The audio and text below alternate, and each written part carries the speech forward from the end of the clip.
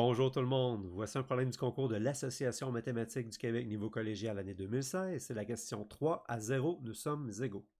Un polynôme du troisième degré, p de x est égal à x3 plus ax carré plus bx plus c, a comme particularité que la moyenne de ces trois zéros réels, le produit de ces zéros et la somme de ses coefficients ABC sont tous égaux. Sachant que l'ordonnée à l'origine du polynôme est 5, trouvez la valeur du coefficient b. Comme d'habitude, je vous encourage à faire pause, à tenter le problème par vous-même. De notre côté, on poursuit. Et parmi les particularités du polynôme, on fait référence aux zéros du polynôme. Et il n'y a pas de formule simple qui permet de lier les coefficients du polynôme avec ces zéros. Donc, ce que je propose pour être en mesure d'avancer, c'est d'introduire trois constantes qui vont représenter les zéros. Donc, les constantes Z1, Z2, Z3 vont représenter les trois zéros réels de notre polynôme.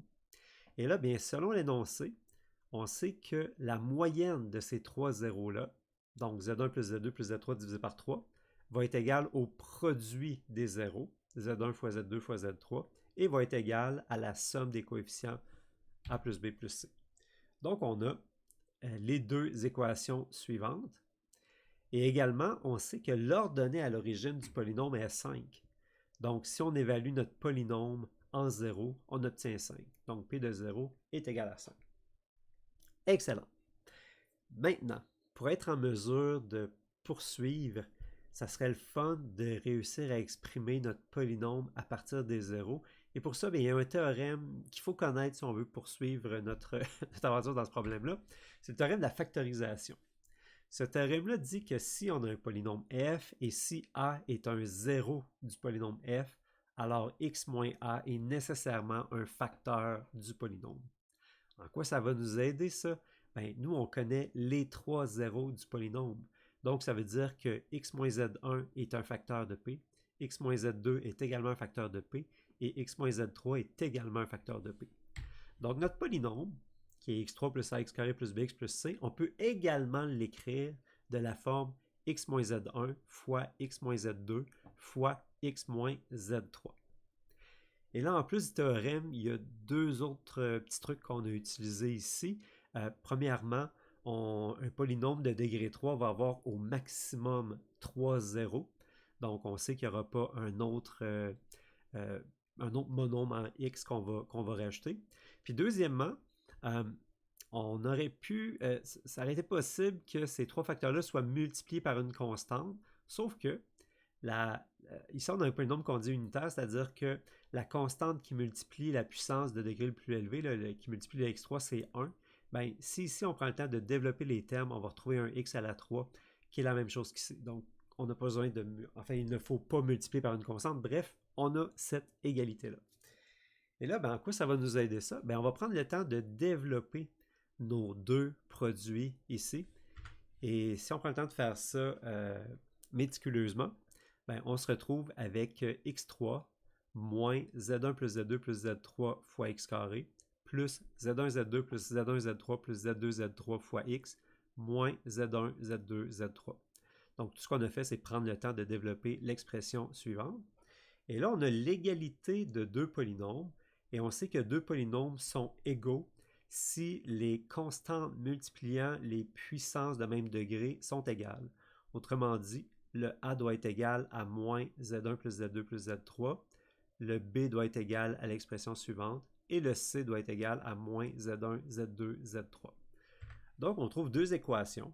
A est égal à moins Z1 plus Z2 plus Z3, et C est égal à moins Z1, Z2, Z3. Excellent. Je vais prendre le temps de rappeler toutes les équations qu'on a trouvées jusqu'à maintenant. Donc, notre polynôme s'écrit de les deux façons suivantes. Ça, c'est les deux équations qu'on vient juste de trouver.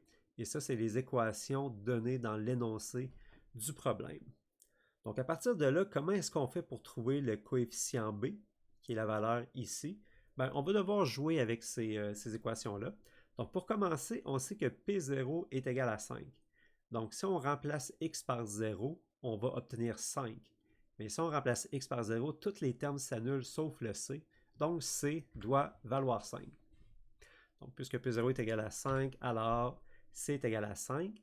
Et là, bien, si C est égal à 5, bien, regardez l'équation suivante.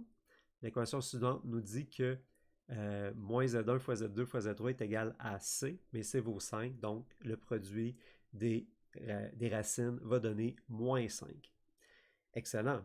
Maintenant, on sait que le produit des racines donne moins 5, mais il apparaît ici le produit des racines. Donc, si on multiplie le produit des racines par 3, on va avoir moins 15, qui va donner la somme des trois racines.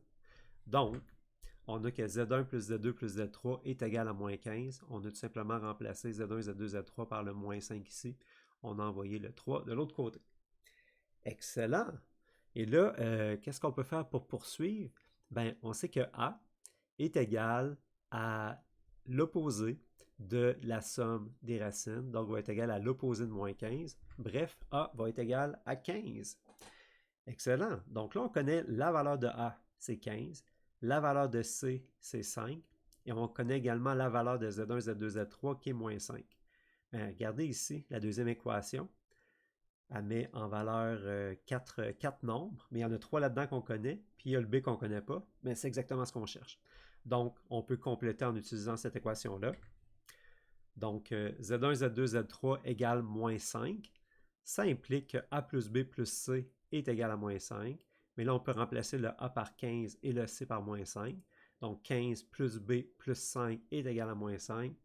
15 plus 5, 20. Si on l'envoie de l'autre côté, ça devient moins 20. Bref, B est égal à moins 25. Et c'est la solution.